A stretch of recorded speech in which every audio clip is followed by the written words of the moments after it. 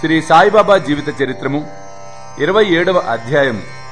భాగవతము విష్ణు సహస్రనామములనిచ్చి అనుగ్రహించుట, దీక్షిత్ గారికి విఠల్ దర్శనము, గీతారహస్యము, కాపర్దే దంపతులు. బాబా మత గ్రంథములను తాకి పవిత్రము చేసి వానిని తన భక్తులకు పారాయణము కొరకు ప్రసాదించుట మొదలగునవి ఈ అధ్యాయములో చెప్పుకొందుము. ప్రస్తావన: మానవుడు సముద్రములో మునగగానే అన్ని తీర్థములలోనూ పుణ్య నదులలోనూ స్నానం చేసిన పుణ్యము లభించును. అటులనే మానవుడు సద్గురుని పాదార విందములను ఆశ్రయింపగానే త్రిమూర్తులకు బ్రహ్మ, విష్ణు, మహేశ్వరులకు నమస్కరించిన ఫలముతో పాటు పరబ్రహ్మమునకు నమస్కరించిన ఫలితం కూడా లభించును. కోరికలు నెరవేర్చు కల్పతరువు. జ్ఞానమునకు సముద్రమును, మనకు ఆత్మ సాక్షాత్కారమును కలుగజేయనట్టి శ్రీ సాయి మహారాజునకు జయమగుగాక.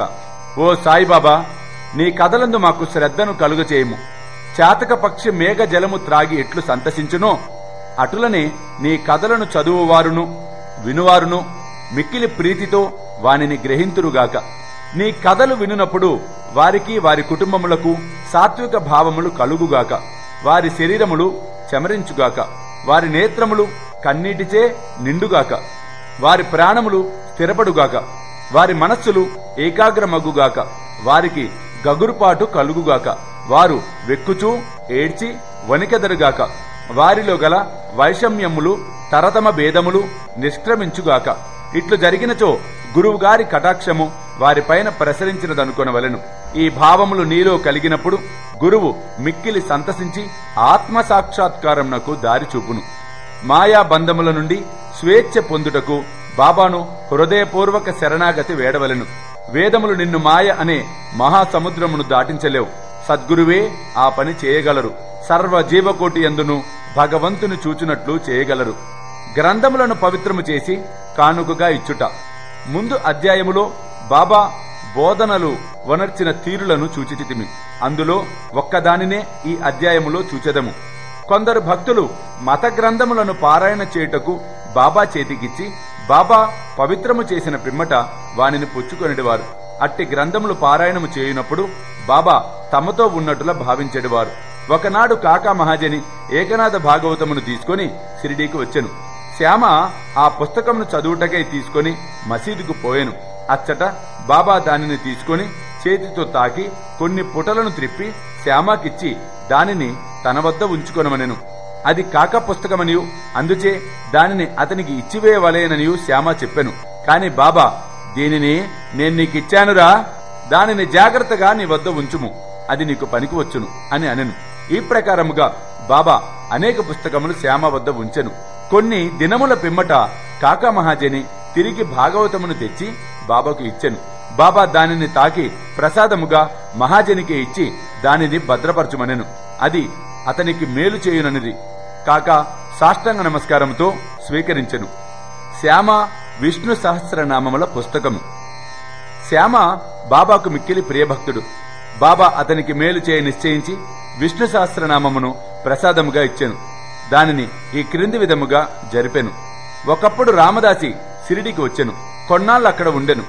ప్రతిరోజు ఉదయమే లేచి ముఖము కడుక్కొని స్నానము చేసి పట్టుబట్టలు ధరించి విభూది పూసుకొని విష్ణు సహస్రనామమును, భగవద్గీత తర్వాత ముఖ్యమైనది ఆధ్యాత్మ రామాయణమును శ్రద్ధతో పారాయణం చేయుచుండెను. అతడు ఈ గ్రంథములు అనేక సార్లు పారాయణం చేసెను. కొన్ని దినముల పిమ్మట బాబా శ్యామకు మేలు చేయ నిశ్చయించి విష్ణు సహస్రనామ పారాయణము చేయింపదలిచెను. కావున రామదాసిని పిలిచి తనకు కడుపు నొప్పిగా ఉన్నదనియు సోనాముకి తీసుకొననిదే నొప్పి తగ్గదనియు కనుక బజారుకు పోయి ఆ మందును తీసుకొని రమ్మని కోరెను. పారాయణము ఆపి రామదాసి బజారుకు పోయెను. బాబా తమ గద్దె దిగి రామదాసి పారాయణము చేయు స్థలమునకు వచ్చి విష్ణు సహస్రనామ పుస్తకము తీసుకొనెను. తమ స్థలమునకు తిరిగి వచ్చి ఇట్లనెను: ఓ శ్యామ, ఈ గ్రంథము మిగుల పావనమైనది, ఫలప్రదమైనది కనుక నీకు దీన్ని బహుకరిస్తున్నానురా. నీవు దీనిని చదువుము. ఒకప్పుడు నేను మిగుల బాధపడి తిని నా హృదయము కొట్టుకొనెను. నా జీవితము అపాయములో ఉండెను. అట్టి సందిగ్ధ స్థితి యందు నేను ఈ పుస్తకమును నా హృదయమునకు హత్తుకొంటిని శ్యామ. అది నాకు గొప్ప మేలు చేసెను. అల్లాయే స్వయముగా వచ్చి బాగు చేసెను అని అనుకొంటిని. అందుచే దీనిని నీకిచ్చుచున్నాను. దీనిని కొంచెము ఓపికగా చదువుము, రోజుకొక నామము చదివినా మేలు కలుగునులే అని బాబా అనెను. శ్యామ తనకు ఆ పుస్తకం అక్కర్లేదు అనెను. ఆ పుస్తకం రామదాసిది, అతడు పిచ్చివాడు, మొండివాడు, కోపిష్టి కావున వానితో కయ్యము వచ్చును అనెను. మరియు తాను అనాగరికుడు అగుటచే దేవనాగరి అక్షరములు చదవలేను అని అనెను. తనకు రామదాసితో బాబా కయ్యము కలుగజేయుచున్నాడు అని శ్యామ అనుకొననే గాని బాబా తనకు మేలు కలుగజేయుచున్నాడని అనుకోలేదు. బాబా ఆ సహస్రనామమనే మాలను శ్యామ మెడలో వేయ నిశ్చయించెను. అతడు అనాగరికుడైనప్పటికీ బాబాకు ముఖ్య భక్తుడు. బాబా ఈ ప్రకారం అతనిని ప్రపంచ బాధల నుండి తప్పింప కోరెను. భగవన్నామ ఫలితం అందరికీ విసిదమే. సకల పాపముల నుండి, దురాలోచనల నుండి, చావు పుట్టుకల నుండి అది మనులను తప్పించును. దీనికంటే సులభమైన సాధన ఇంకొకటి లేదు. అది మనస్సును పావనము చేయుటలో మిక్కిలి సమర్థమైనది. దానికెట్టి తంతు కూడా అవసరము లేదు. దానికి నియమములు ఏమీ లేవు. అది మిగుల సులభమైనది, ఫలప్రదమైనది.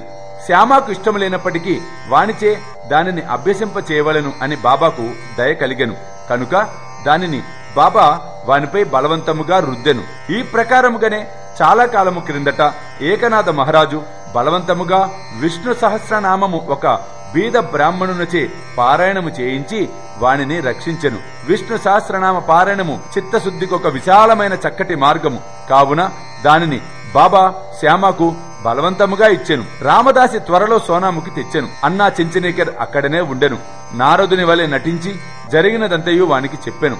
రామదాసి వెంటనే కోపముతో మండిపడెను.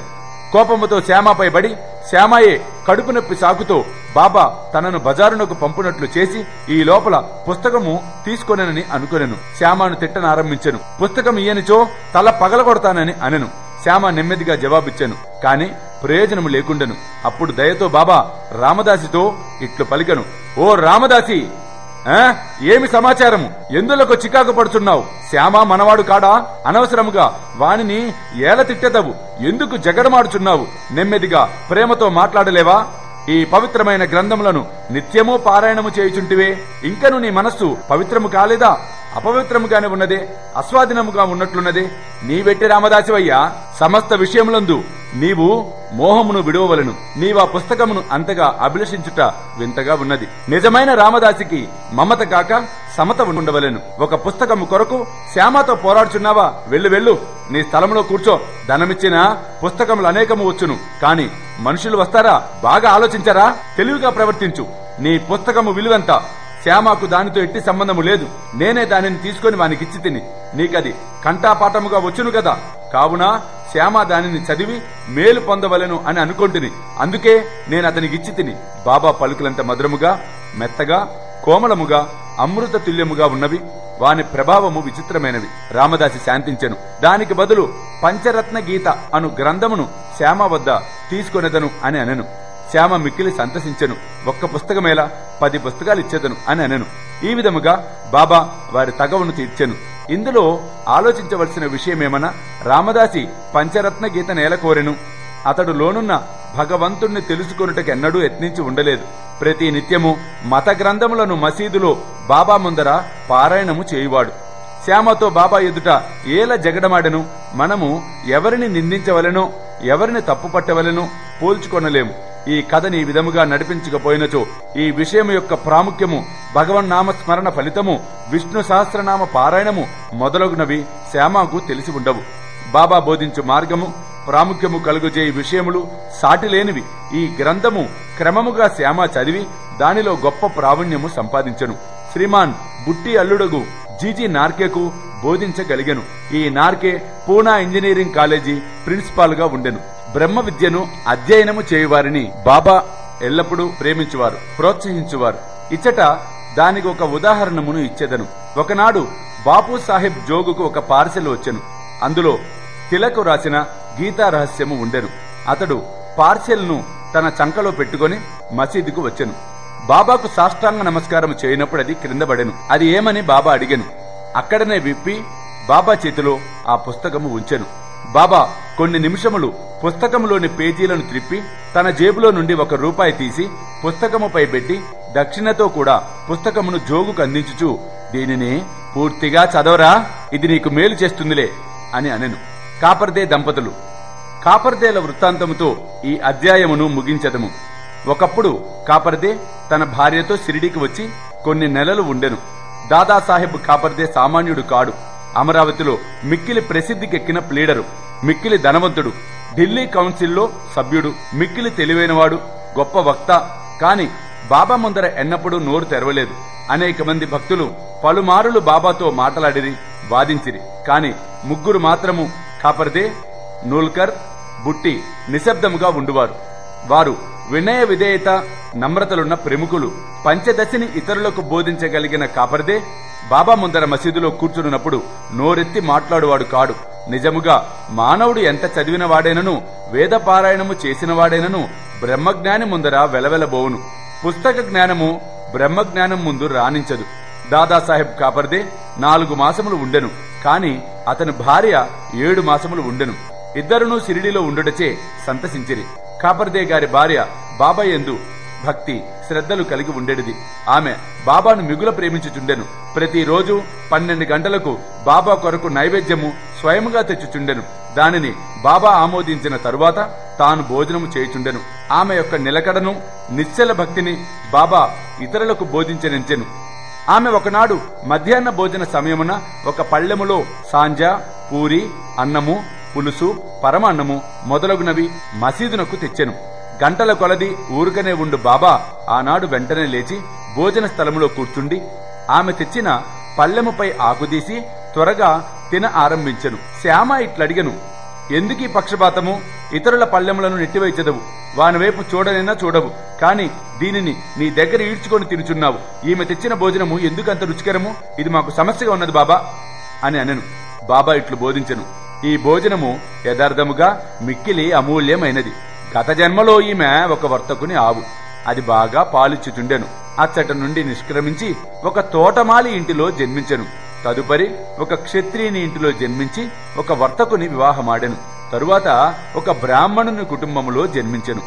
చాలా కాలం పిమ్మట ఆమెను నేను చూచితిని కదా, కావున ఆమె పళ్ళెము నుండి ఇంకనూ కొన్ని ప్రేమయుతమగు ముద్దలు తీసుకుని నిండు. ఇట్లనుచు బాబా ఆమె పళ్ళెము ఖాళీ చేసెను. నోరు చేతులు కడుగుకొని త్రేన్పులు తీయుచూ తిరిగి తన గద్దెపై కూర్చుండెను. అప్పుడు ఆమె బాబాకు నమస్కరించెను. బాబా కాళ్లను పిసుకుచుండెను. బాబా ఆమెతో మాట్లాడసాగాను. బాబా కాళ్లను తోముచున్న ఆమె చేతులను బాబా తోముట ప్రారంభించెను. గురు శిష్యులు ఒకరినొకరు సేవ చేసుకొనుట చూచి శ్యామ ఈ విధముగా అనెను, చాలా బాగుందిలే బాబా జరుగుతున్నది. భగవంతుడు, భక్తురాలు ఒకరికొకరు సేవ చేసుకునుట చాలా వింతగా ఉన్నది. ఆమె యథార్థమైన ప్రేమకు సంతసించి బాబా మెల్లగా మృదువైన ఆకర్షించు కంఠముతో రాజారాం అను మంత్రమును ఎల్లప్పుడూ జపించుమనుచు ఇట్లనెను, నీవిట్లు చేసినచో నీ జీవిత ఆశయమును పొందెదవు. నీ మనస్సు శాంతించును, నీకు మేలగును.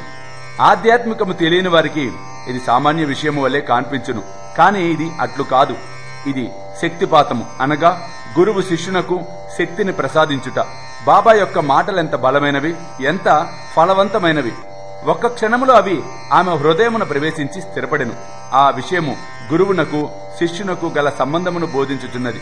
ఇద్దరూ పరస్పరము ప్రేమించి సేవ చేసుకొనవలెను. వారిద్దరికి మధ్య భేదము లేదు. ఇద్దరూ ఒక్కటే. ఒకరు లేనిదే మరి ఒకరు లేరు. శిష్యుడు తన శిరస్సును గురువు పాదముల మీద పెట్టుట బాహ్య దృశ్యమే గాని యథార్థముగా వారిరువురు లోపల ఒక్కటే. వారి మధ్య భేదము పాటించువారు పక్వమునకు రానివారు, సంపూర్ణ జ్ఞానము లేనివారు. ఓం నమో శ్రీ సాయినాథాయ. శాంతి శాంతి శాంతి. 27వ అధ్యాయము సంపూర్ణము. సర్వం శ్రీ సాయినాథార్పణమస్తు.